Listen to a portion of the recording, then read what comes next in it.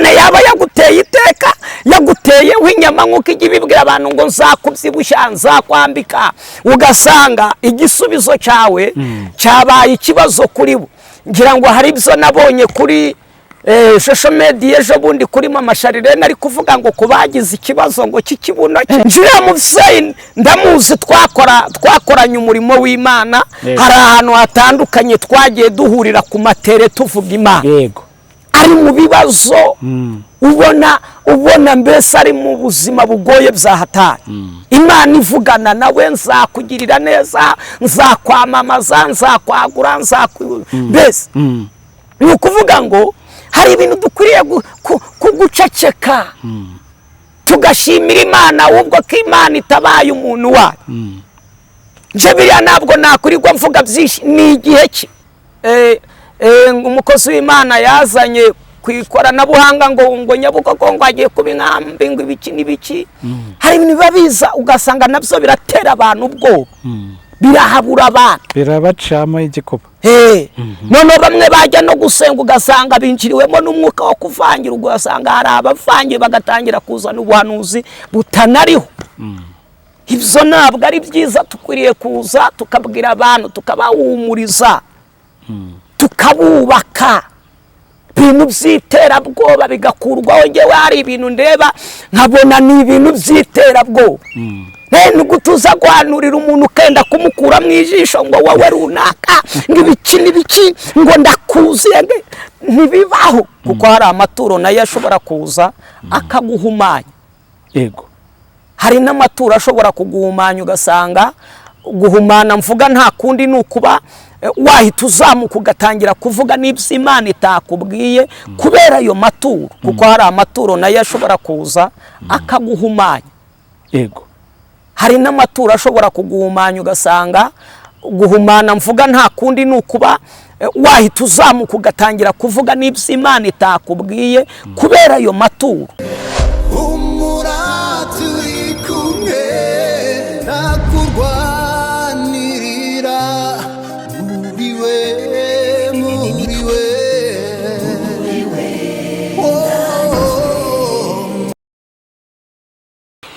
Ndabasuhuje kandi mbahaye ikaze kuri Rwanda Gospel Show. Amazina yanjye nitwa Jerry. N'ubundi turacyari mu mashimwe y'umwaka mushya kuko turacyari mu kwezi kwa mbere ndetse ku itariki y'umunani urumva ko tukiri mu cyumweru cya mbere cy'umwaka. Mwebwe mwese rero Imana yagiriye neza ikatwambutsa muze dufatanye tuyishimire. Hari byinshi bitagenze neza ariko icya mbere nuko turi amahoro kandi dufite ubuzima. Hari byinshi byaduhize hari byinshi twaciyemo ariko Imana yabanye natwe. Nabo bitabashije gukunda suko batari bishimiye ko byakunda ahubwo nyine nuko Imana yabishatse. Niko tujya tuvuga ko buri kintu cyose kiba kubw'impamvu z'Imana. Imana rero wowe yatije ubuzima tukaba tukijeje kuri iki gihe tugihumeka tuzamura amaboko tuyishimire tuvuge ngo Mana warakoze kandi warakoze kuhaba cyane. Imana y'amahoro ibaho umugisha. Kuri uyu munsi rero ndi kumwe na Prophet Eric. So bwa mbere tugiye kuganira kuri Rwanda Gospel Show. Harimo abamuzi wenda harimo n'abamubonye bwa mbere turi bwongere tubibutse ariko tubaza kuganira kandi turagira ibihe by'umugisha. Icyo ngusaba no kugira ngo udukurikirane. Ndabashimiye mwebwe mwese rero mwakoze subscribe. Wowe ureba ibiganiro byacu Imana iguhe umugisha. Wowe bisangiza abandi na Imana iguhe umugisha. Ni iby'agaciro kugira umuryango urimo abantu b'Imana nkamwe mukunda Imana mukunda n'ibiganiro by'abantu b'Imana. Imana ibamugisha. Amazina yanjye ni Jerry. Tugiye kubana muri iki kiganiro. Prophet Eric. Yego ndakumva. Umwaka mushya twese hamwe. Iminsi myinshi pe. Cyane. Na amahoro. Na amahoro. Turashima Imana. Umurimo w'Imana na amahoro. Twongeye kubonana tutishwe n'ibyaha tukihumeka umwuka w'abazima. Nishimiye kukubona. Urakoze cyane nishimwe rikomeye kongera kubonana muri uyu mwaka mushya Imana iduhaye. Dushimira Imana ko yabanye natwe mu mwaka urangiye. Nukuri hapfuye benshi hanafunzwe benshi anyway. Hanafunzwe benshi ariko dushimira Imana yuko yabanye natwe ikaduhagararaho. Abantu bajya bagira ngo ni ibintu bisanzwe nyamara buri munsi na amashimwe kuko ibintu ntago biba ari bisanzwe. Reka dusenge twivugira Imana. Urakoze cyane Nyagasani Imana yacu turagushimiye. Haleluya. tugushimiye uburyo uduhaye uyu mwanya kugira ngo twicare hano tuganire n'abana bawe bari hirya no hino mu bihugu bitandukanye. Dusabye imbaraga zawe kugira ngo zibane natwe muri iki kiganiro, uzacyumva azafashwe nacyo kandi azakire kubohoka. Turagushimiye kuri Imana ibana natwe kandi uri Imana iduha umugisha muri iki kiganiro, mu izina rya Yesu, amen. Amen, amen. Urakoze cyane Prophet Eric, twagiranye ibihe byiza mu mwaka ushize, twongeye kwishimira yuko tukibanye mu mwaka wa 2024. Umwaka ushize rero wabonetsemo ibintu byinshi, ku buhanuzi, ku bavuga butumwa, ibintu abantu benshi bagiye bavugaho ibintu bitandukanye. Ndibuka ubwo duherukana wambwiye ko ukunda umukozi w'Imana Yongwe, Imana imworohereza cyane aho ari, gusa nta mvura idahita. Nta mvura idahita. Harimo nabo njya numva ngo nta sheni idacika. Ibyo byose ni ukuri. Ibyo byose ni ukuri. Yongwe aho ari nyine tumwifurize kuzavayo amahoro. Azaza. Kuko icyo Imana yavuze kuri we igomba kugisohoza. Yego. None wari umaze iminsi mu gihugu cy'abaturanyi cya Kampala, watubwiye ko ariho ukorera umurimo. Bimeze bite none wagarutse mu Rwanda? Tuba dufite kumenya amakuru n'intashyo za bene data bari ku rundi ruhande. Hanyuma turaho turashima Imana, umurimo w'Imana tumeze neza. Yego. By'umwihariko ngewe nk'umunyarwanda, nkunda mu Rwanda, nkunda iwacu. Iwacu ni heza cyane. Sinjya mba numva ntatinda ntamara nk'ukwezi ntaje, kubera yuko twahaboneye umugisha w'Imana, twahavuganiye n'Imana. Ndabyibuka hari ibihe twabayemo turasenga, Imana ivugana natwe ko izagenda itwagura, itwamamaza. Kuba ndi hariya rero biri mu bintu Imana yavuze. Yego. Hari ibintu bimwe abantu bajya bakora ugasanga ntabwo bahaye agaciro aho bavuganiye n'Imana. Umuntu witwa uriya muvukanyi wa Esawu, Yakobo, ubwo yahungaga ngo hari aho yageze araryama avugana n'Imana. Imana arayibwira amaze gukanguka ngo ningaruka mu by'umbwiriye kuri uyu musozi warabisohoje, nzaguha ituro nanjye ngeze kuri uyu musozi. Rero hari imisozi tuba twaraboneyeho Imana, tuba twongeye gukumbura kugeraho. Ukurikiranye n'amateka y'umugabo bita Dawidi, nawe ngo yigeze yakumbura kunywera ku iriba ry'i Betelehemu, ku mazi y'i Betelehemu. Icyo gihe ngo bamwe mu basirikare be 3 b'intwari baza kujyayo atabizi, kubera yari yabagaragarije icyo akumbuye. Yego. Inyota y'amazi yo kwiriba ryaho. Inyota y'amazi yo kwiriba. Umvise ngo baragenda barayazana, akimenya aho bayakuye, kubera ibibazo yarazi bihari, kubera abasirikare yarazi bahagose. Aravuga ati aya mazi nyanyoye nabanyoye ubuzima bwanyu, kuko mwahaza amagara yanyu kugira ngo muzana ayo mazi, ngo ayamene imbere y'Imana, ashimira Imana. Rero bimwe mu bituma tuza kenshi ni ukubera ahantu tuba twaranywereye dushaka kongera kunywa kandi kugira ngo dusubirane y'amavuta mashya, imbaraga nshya. Imana iguhe umugisha. Excuse me. Hari abantu bajya bagira amatsiko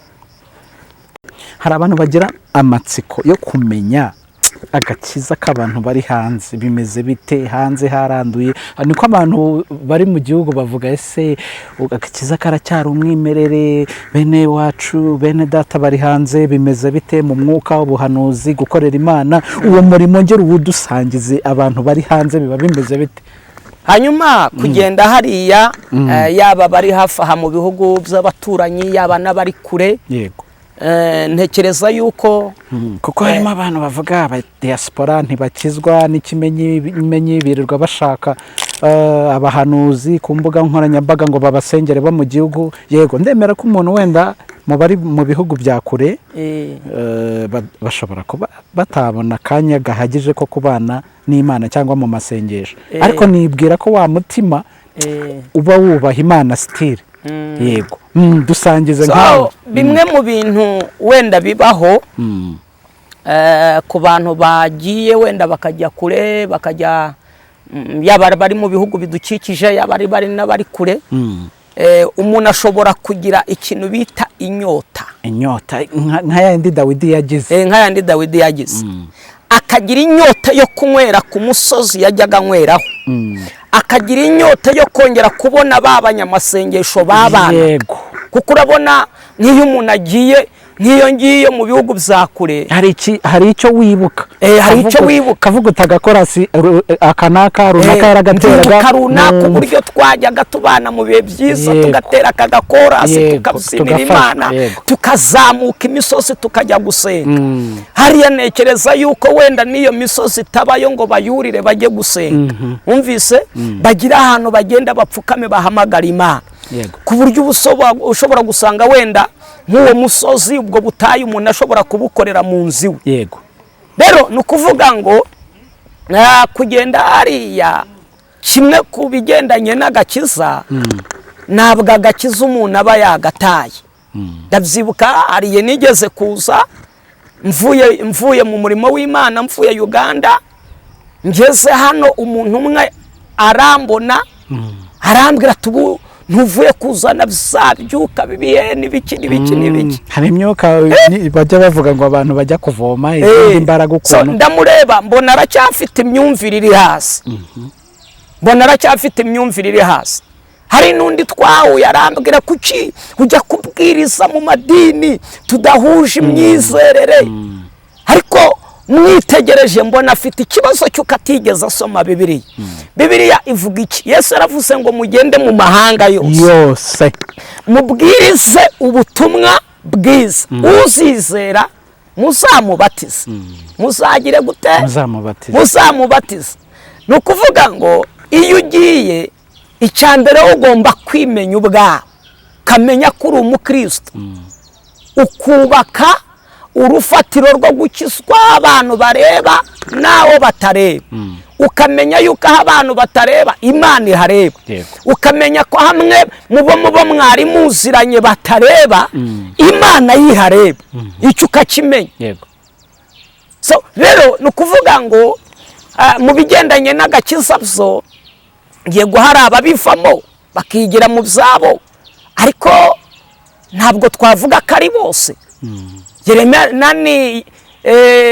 umukozi w'Imana Eliya niwe wigeze kuvuga aravuga ngo niwe wenyine usigaye mu bahanuzi we yarirebaga akabona ari we usigaye akabona ngo niwe wenyine usigaye ariko Imana iramubwira ati Eliya ibyo uvuga ntabwo ari wowe wenyine wibeshya haracyari 7,000 bitarapfukamira Bayali simvuze ko hatari abaguye bari iyo ngiyo ariko hari n'abahagaze bagikijijwe bavuga Imana bafite imbaraga z'Imana icya kabiri mu byo wambajije kigendanye n'abantu wenda bari muri ibyo bihugu ba diaspora bashobora gukenera abahanuzi bari naha kugira ngo wenda babafashe mu buryo bwo gusenga uhereye kera kose nta muntu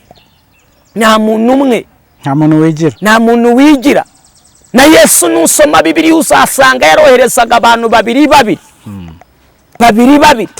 mugende Bibiliya iravuga ngo iyo umwe aguye undi aramubyutsa nukurikirana amakuru y'umugabo bita Mose igihe yazamukaga umusozi bari kurwanira ahantu bita Refidimu ngo Imana yamuzamuye umusozi ari kumwe n'abantu babiri uwitwa Aroni n'uwitwa Uri igihe bari ku musozi ngo Mose yazamuraga amaboko Abisiraheli bakanesha none kubera igihe intambara yamaze kirekire agera harananirwa muri ubu buzima hari igihe umuntu acika intege ataguye agacika intege akumva isengesho ryiwe ntabwo rihagije agakenera bene se kugira ngo bamuzamure amaboko bamufashe gusenga amen ndumva mfashijwe amen none rero ni ukuvuga ngo Mose igihe yananirwaga Aroni na Uri bazamuye amaboko bafata ibuye bararimutega aryicaraho iri buye ryari risobanuye iki ryari risobanuye Kristo bivuze ngo Kristo iyo tumwicayemo umvise tukabona abantu bene data b'umugisha batuzamura amaboko turanesha turatsinda. Mana ishimwe. Ngo bazamura amaboko kugeza igihe izuba rigize gute rirengeye, kugeza igihe urugamba rurengeye. Ikibazo dufite muri iyi minsi rero nanakivugeho kuri abo bakwiriye kudufata amaboko, nuko usanga ari nabo bayamanura. Ugasanga umuntu ni mwene so, aho yakagufasha amaboko, aho yakagufashije kurwana urugamba, tuvuge nimba umuhaye n'icyifuzo ngo muhagararana gusengere, ahubwo akakwandagaza. Akakwandagaza. Yabuhuye n'akantu birumvikana ko tutarageraho umwanzi atarasa imyambi, akaba ari ubu wa mbere mu kuwushigisha, akawubyorogamo kurushaho. Imana yaba yaguteye iteka, yaguteyeho inyama nk'uko ijya ibibwira abantu ngo nzakubyibushya, nzakwambika, ugasanga igisubizo cyawe cyabaye ikibazo kuri bo. Ngira ngo hari ibyo nabonye kuri social media ejo bundi kuri mama CHARLENE ari kuvuga ngo kubagize ikibazo ngo cy'ikibuno cye. Mama CHARLENE muri ino minsi ari kugarukaho ku mbuga nkoranyambaga ngo uburyo yari yambaye, ngo yari defirije, ngo yambara ikibuno, mbese uriya mubyeyi bakamwiha, wakoreye Imana yawe abandi ukabihorera. Njuriya muvyeyi ndamuzi, twakoranye umurimo w'Imana. Hari ahantu hatandukanye twagiye duhurira ku matere tuvuga Imana. Yego. Ari mu bibazo, ubona mbese ari mu buzima bugoye bya hatari. Imana ivugana nawe, nzakugirira neza, nzakwamamaza, nzakwagura, mbese ni ukuvuga ngo hari ibintu dukwiriye kuguceceka, tugashimira Imana, ahubwo ko Imana itabaye umuntu wayo. Nje biriya ntabwo nakurirwa mvuga byinshi, ni igihe cye. Yego. Nimba n'icyo kibuno agifite ni igihe cye. Sinzi nimba wenda baravuze kuri biriya bibuno by'ibigurano cyangwa nimba ari ikibuno cye. Abenshi babivuga uko bashaka, ngo ni ikigurano, ngo yambaye ikanzu, ngo imugaragaza, ngo ntibikwiye. Kuki abantu mu bisubizo by'abandi ariho bagaragaza gukritika cyane cyangwa kugira comment? Nyamara mu gihe wa muntu yari ari mu bibazo, ntabwo wagize ubushake bwo kugira icyo umufasha. Nyamara aho Imana ikoreshereje abandi bantu cyangwa ibyiyo nireka aba ariko mbivuga, cyangwa se ibikona, yego Bibiliya ivuga ibikona, watabarwa, wakwambara neza, wakwambara ikanzu nziza, wakwambara kositimu nziza, watangira kurya neza, ngo gabanya, ngo utangiye kubyibuha, ngo gabanya. Wa mugani wa mama ngo wiza kunyigisha uko nitwara mu bisubizo byanjye. Mama CHARLENE baramuziza iki? Hanyuma ziriya ni intambara z'umuhamagaro, ni intambara z'umuhamagaro. Ubu uri mu buzima bubu ugasanga wabaye ikibazo, wagera no mu buzima bwiza ugasanga nabwo byabaye ibibazo kurushaho. Byabaye ibibazo kurushaho. Abantu batangiye kuvuga urirata, ibiki n'ibiki. Njyewe ntabwo njya mbatindaho abo ngabo, nivuze ndakure. Njyewe nakurikiye video bagiye bakritikaho ari ku kibuga cy'indege arimo aragenda, ku myambarire ye, mu magambo ye yivugiye, yavuze ati uwo nacumuje, wabirebye agacumura. Usibye wenda nubwo ko nta n'ikibazo nabibonye ku giti cyanjye, nta kibazo nabibonye. Nanjye nta kibazo nabibonyemo, narakabonye, umvise. Usibye ko wenda yaciye bugufi akisegura ku bantu. Yego. No kugerageza kubana n'abantu neza. Agerageze kubana n'abantu neza. Biriya njyewe mbona nta kibazo kirimo. Kuko nukuvuga ngo hari ibintu tudagomba kugumamo. Nka mbere nimba narambaraga ipantaro hasi ifite 70 ingahe, kwabakegera n'agakweto, nambara inkweto imeze ukuntu ku buryo wambaye agakositimu keza, wambaye neza. Ubundi umukozi w'Imana bagomba gusa neza, abagomba gusa neza, kambara neza. Nambara ikintu cy'igipantaro kubera wagira ngo ni cy'umugabo w'ibiro 80.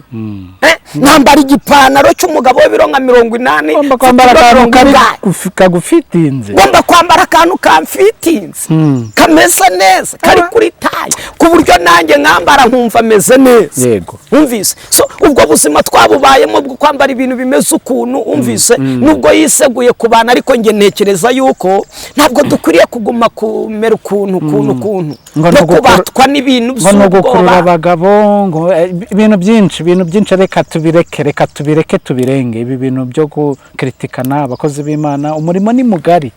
Uriya ni umwuka uturuka kuri Satani ahanini wo kurwanyana no kuvuga ku bantu kuko nabonye ahanini abantu benshi cyane ku social media biki hari ukuntu biyubaka babanjije kuririra ku bandi bakabasenya bakabasiga imyanda. Umuntu yaba yahuye n'ikibazo ugasanga umuntu aramuhaguruka akamuvugaho. Ngira ngo hari ibyo nigeze kubona byani bishaka uriya Theogene yatawe muri yombi nawe afite ibyo akurikiranyweho. Ubutabera bw'u Rwanda bukora akazi kabwo neza babiharire inzego zibishinzwe zigomba gukurikirana buri kimwe cyose uko kimeze ariko by'umwihariko ni ukuvuga ngo no mu gutambutsa message zacu mu ivugabutumwa ryacu dukwiriye kwitwara neza dukwiriye kwitwara neza. Wowe ifungwa ryani bishaka Theogene warifashe ute ukimara kubimenya nk'umuhanuzi mugenzi we mu ruhande rumwe Bibiliya iravuga ngo turi mu isi dufashe igihe kirekire mu ntambara.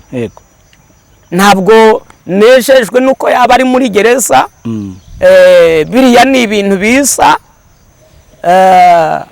ni ibintu bishobora kugwirira umuntu nkuko nanjye najyayo n'undi yajyayo. Ntabwo navuga ngo nabifashe neza.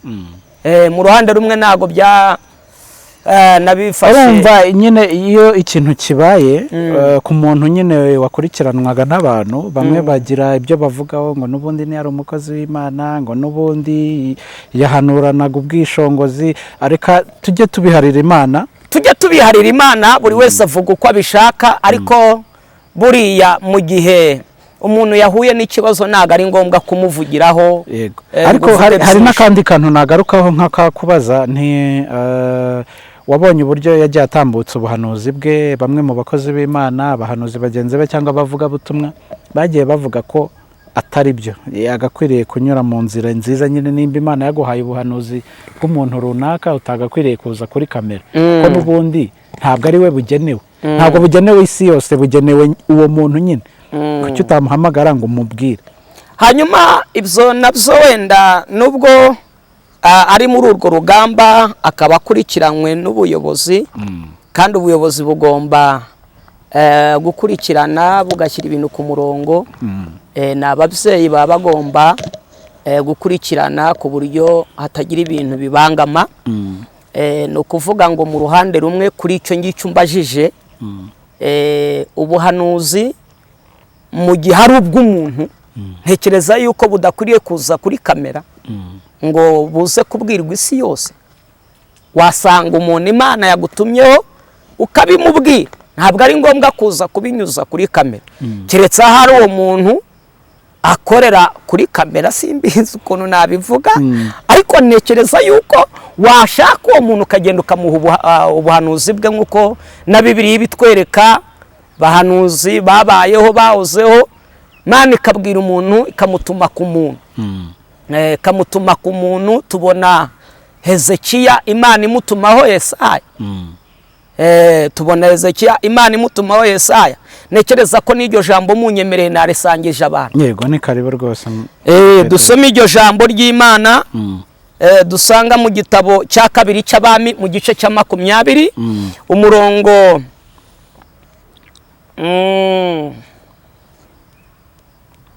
kansome mere hano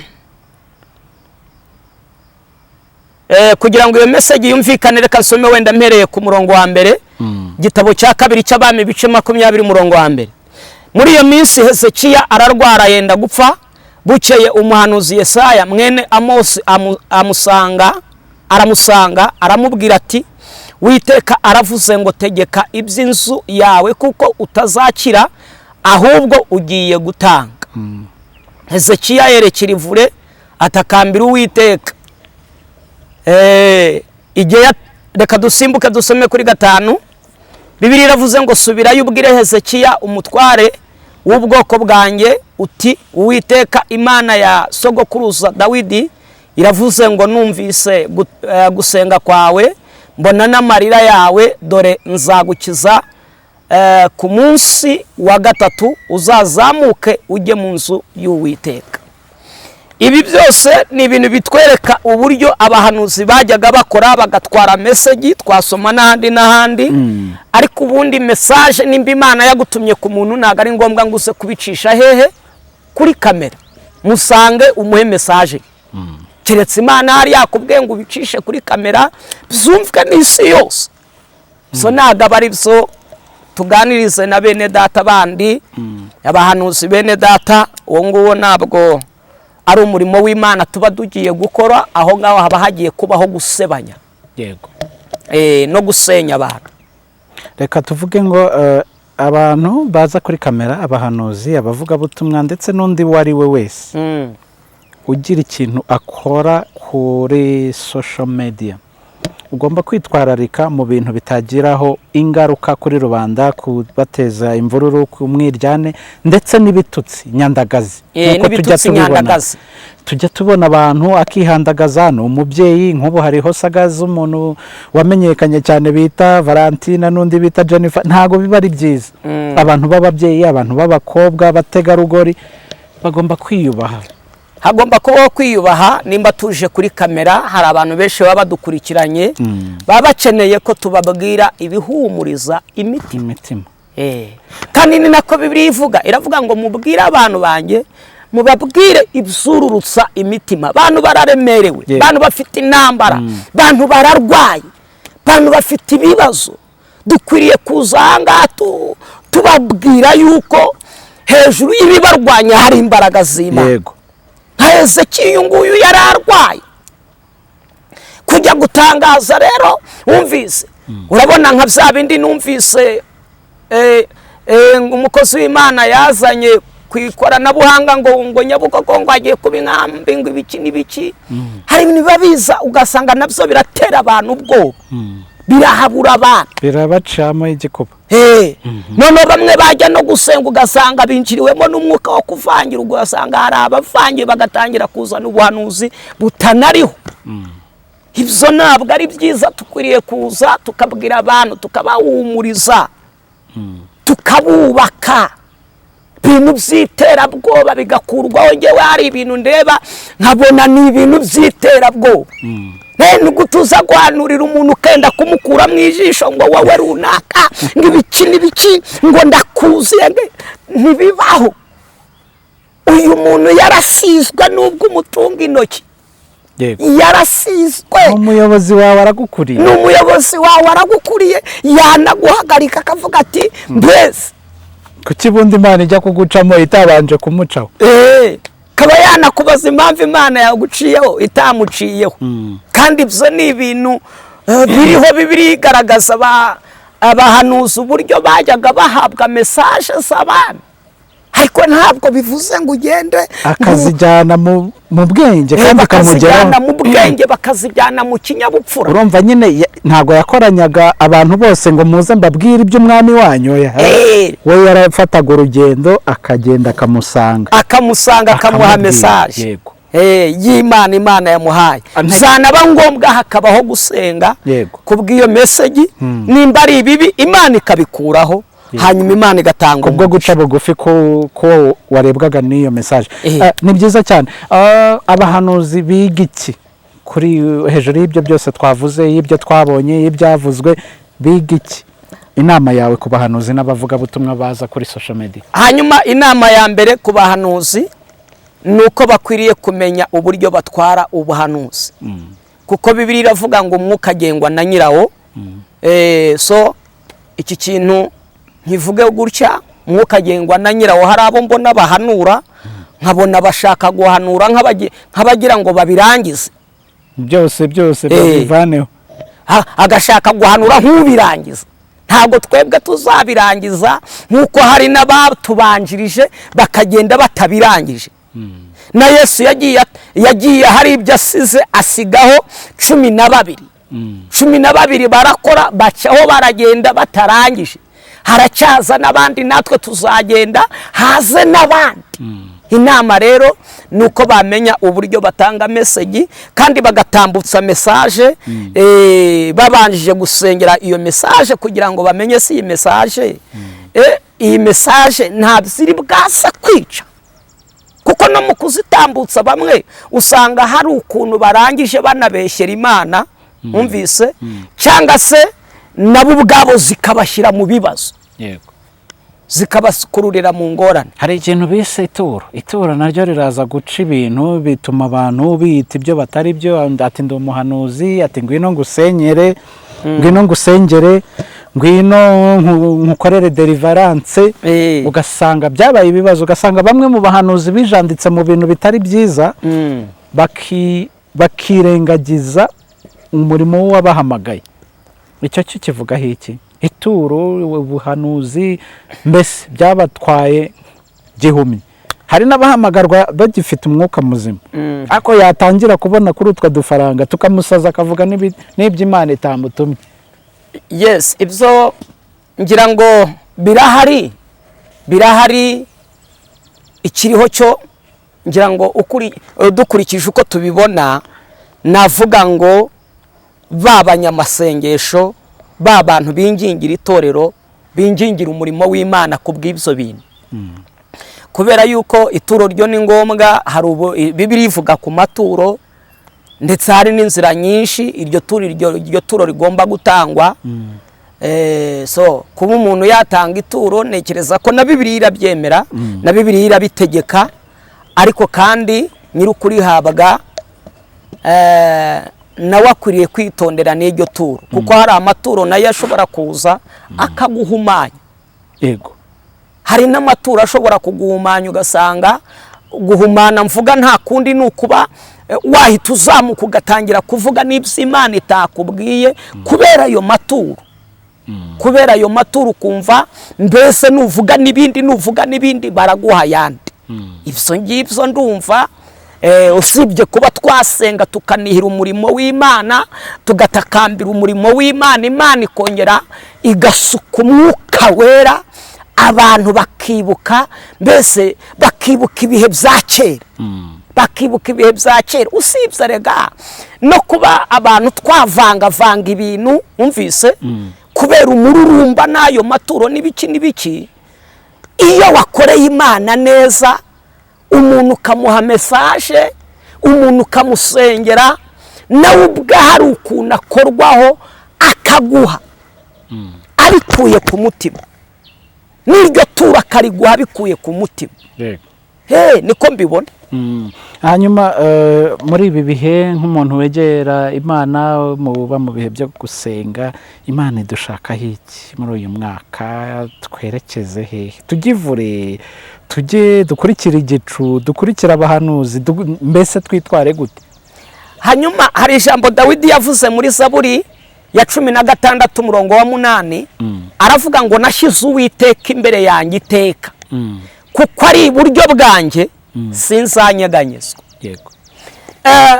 Muri uyu mwaka icyo navuga nuko buri wese akwiriye kugira intego yo gushyira Imana imbere, gushyira Imana imbere y'ibintu ibyo ari byo byose. Yego. Ibindi byo kuvuga ngo kwerekera ivure, ayo ni amasengesho wenda ushobora gusenga bitewe n'ikibazo uhagazemo, nk'uko Hezekiya nawe yerekeye ivure bitewe na mesaje yari ahawe. Yahawe mesaje, aravuga ati nta handi nakwerekera, sindi burebe kuri uyu muhanuzi ngo mubwire ngo dusenge, kuko nkurikije uburyo abivuze n'uburyo ahise agenda, biragaragaza yuko nawe mbese nta mbabaza mfitiye, nta no kwinginga Imana ngo ikure w'iki kintu. Aha hantu nanahavuga n'inginga abahanuzi bene data bakorera Imana, ni ukuvuga ngo hari igihe umuntu aza akaguha ubuhanuzi, tuvuga wenda ni ikintu kibi yeretswe, akumva icyo kintu cyasohora kugira ngo bemere ko ari umuhanuzi, kugira ngo bemere yuko uwo muntu ari umuhanuzi. Yego. Ibyo bintu ntabwo mbyemera.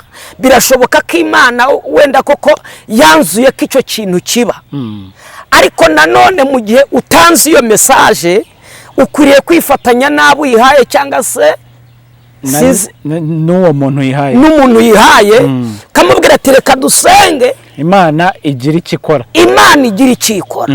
Urabona nk'ahangaha Yesaya we yaraje aramubwira ati raga, kuko gupfa ko uragiye, uragiye uciyeho, urapfuye birarangiye.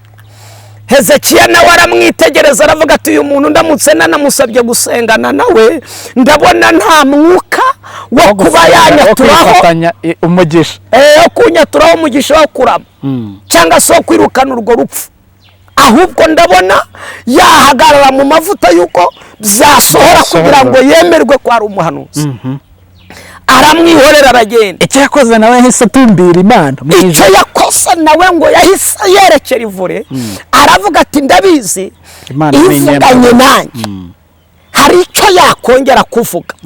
Ngo yerekera ivure arasenga atakambira Imana. Bibiliya iravuga ngo agera nubwo aririra Imana, ayibutsa imirimo, arayibwira ngo wibuke ko najyaga ngendera mu by'ukuri imbere yawe. Igihe ngo yasengaga yerekeye ivure, umuhanuzi ngo arimo agenda, Imana yo ubwayo ataragera mu rugo iwe akirimo kugenda, Imana irongereye mugarukaho iramubwira ngo subirayo wongera uhanurire Hezekiya umubwire ngo kubaho kwawe nongeye imyaka 15 urupfu rwigijeyo. Bivuze iki? Uwahanuye ibya mbere ni nawe waje guhanura ibya kabiri. Igihe yasaga guhanura, Hezekiya aramubwira ati si wowe wambwiye yuko inyishe, none gute uvuze ngo mbayeho? Imana yakubwiye, Imana yagutumye ifite indimi ebyiri. Tuwiteka yabonye gusenga nawe asa n'umucokoza ukuntu, aramubwira ati noneho nimba Imana koko ari ibivuze ndashaka ikimenyetso. Muri uyu mwaka Imana itanga ikimenyetso ku buzima bwawe. Wowe udukurikiranye, wowe uduteza amatwi, muri uyu mwaka Imana iguha ikimenyetso. Mama, papa, Imana iguha ikimenyetso. Wa musore we, Imana iguha ikimenyetso.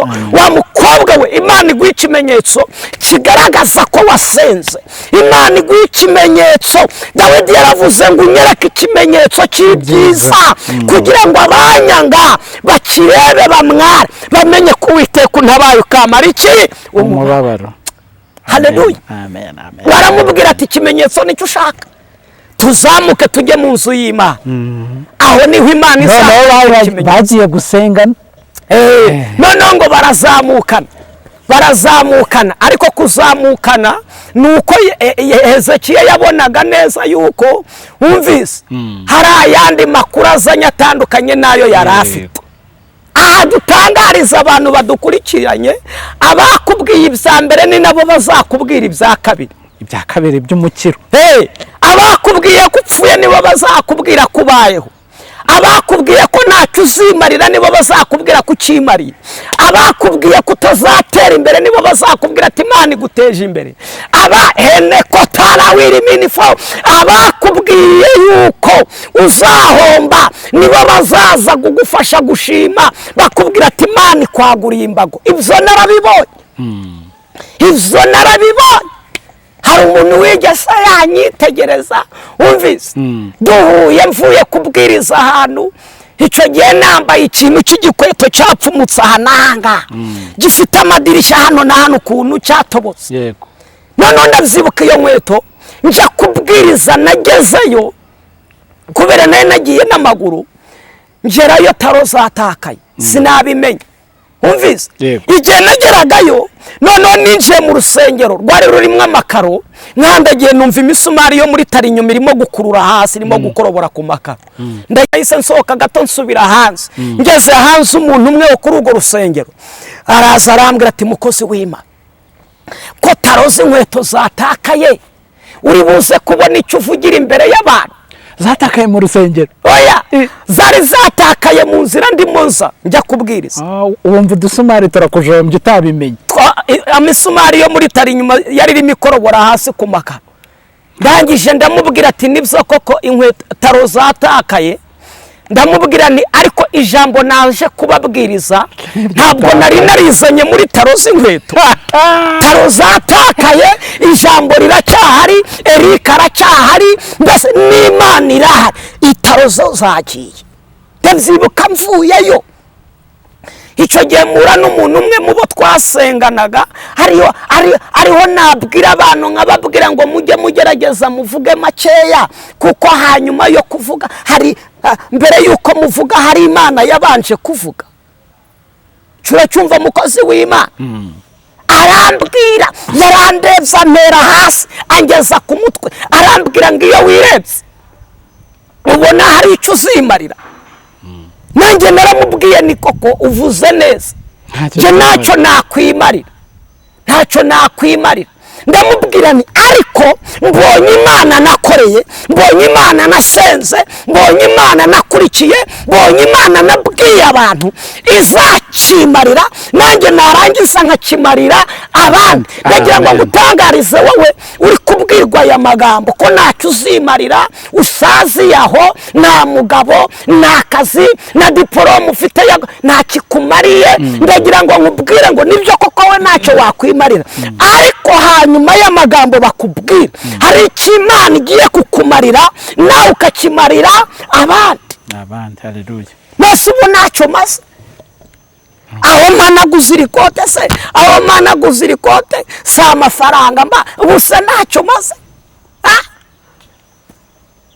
None se moto yanzanye yengejeje, najya kubara amafaranga namuhaye yanjye arayakuramo, o ntacyo maze. Ntiharimo umusoro se.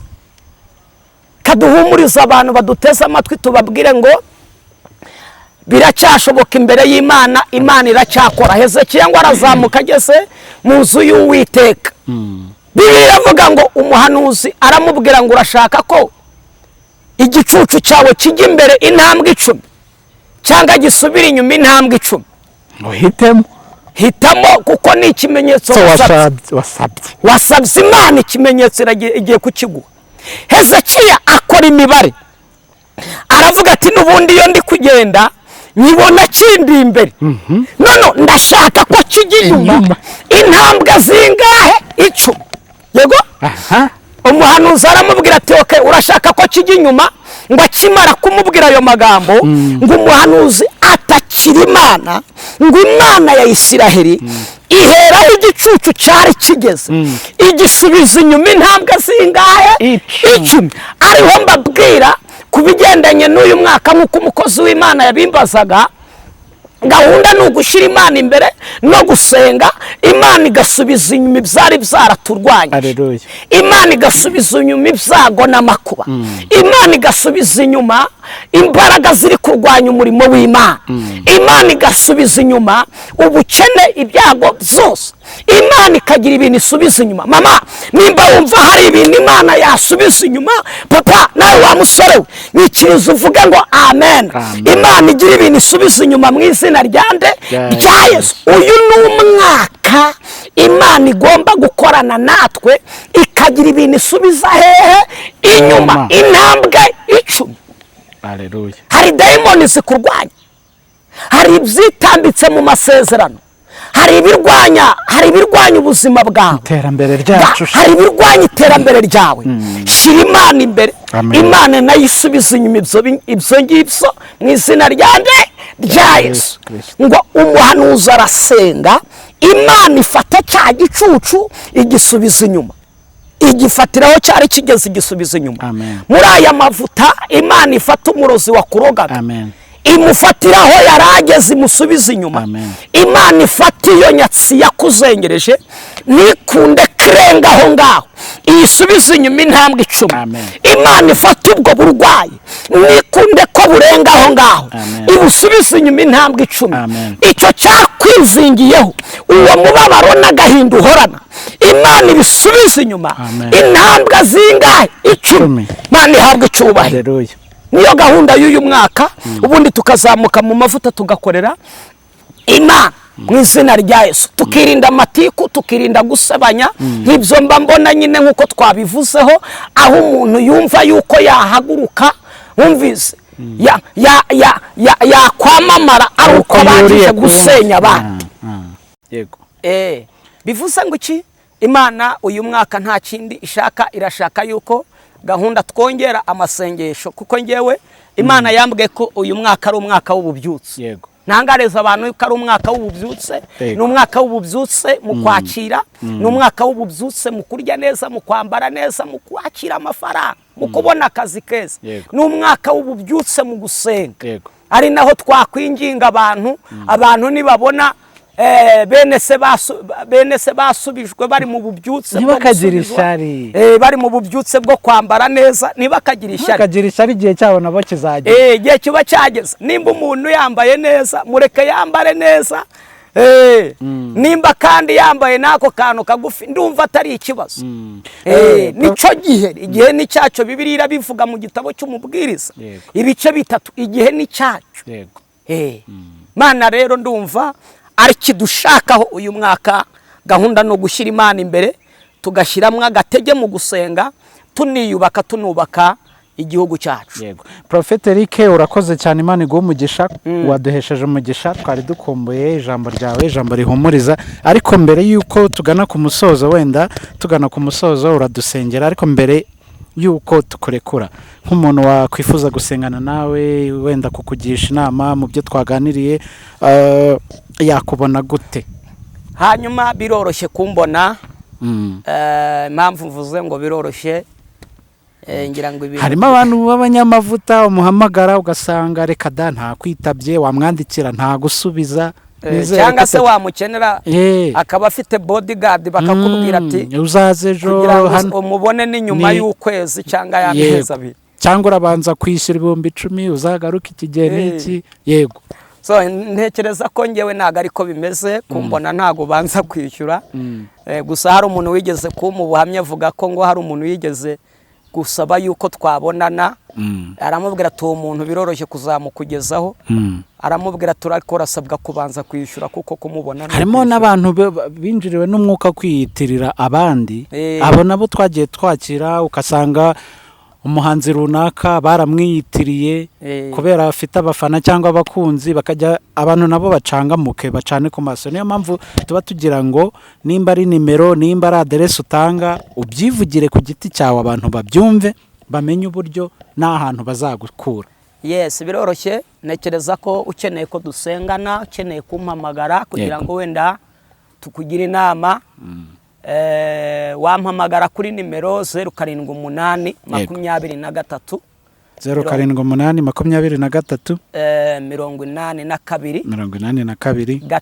82 582 twazisubiramo 078 23 82 582. Utayibonye wahamagara kuri 078 88 735 700 078 735 700. Izo ni nimero zanjye nkoresha. Turibona zipininga hejuru mu kiganiro, abantu bize kuborohera no kuzibona, ariko nawe utazibonye hejuru ntacyo turanazivuze.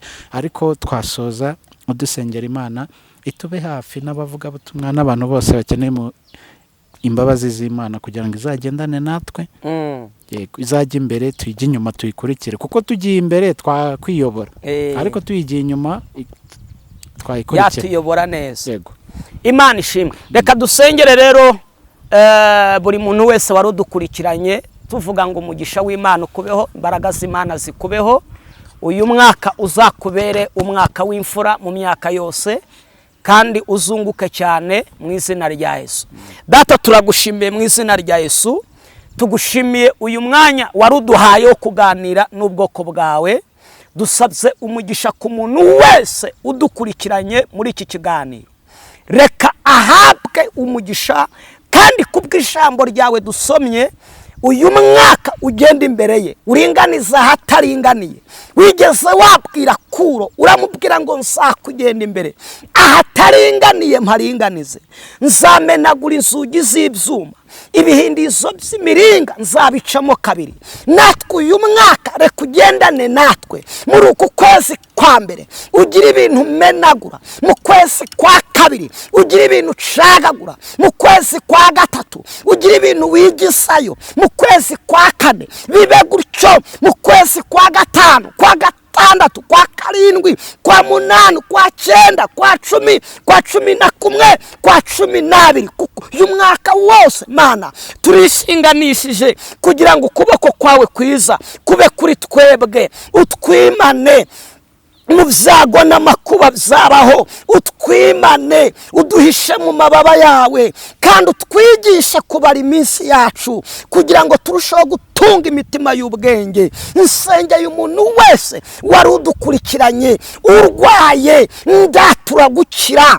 Ufite ikibazo icyo ari cyo cyose, ndarekura amavuta yo kubona Imana. Shele kota enewiri minifo, ndasenza Uwiteka, reka umucyo wawe urasira ubwoko bwawe. Urakoze kubyumvise kandi kubikoze, tubisabye Imana twizeye mu izina rya Yesu, amen. Sawa, Imana ibahe umugisha, turabakunda cyane, mukomeze kugira ibihe byiza. Murakoze cyane wowe warudukurikiye, tukaba twabanye kugeza ku musozo w'iki kiganiro. Imana iguhe umugisha cyane. Ibiganiro byacu kuri Rwanda Gospel Show nakagaruka. Imana ibahe umugisha cyane.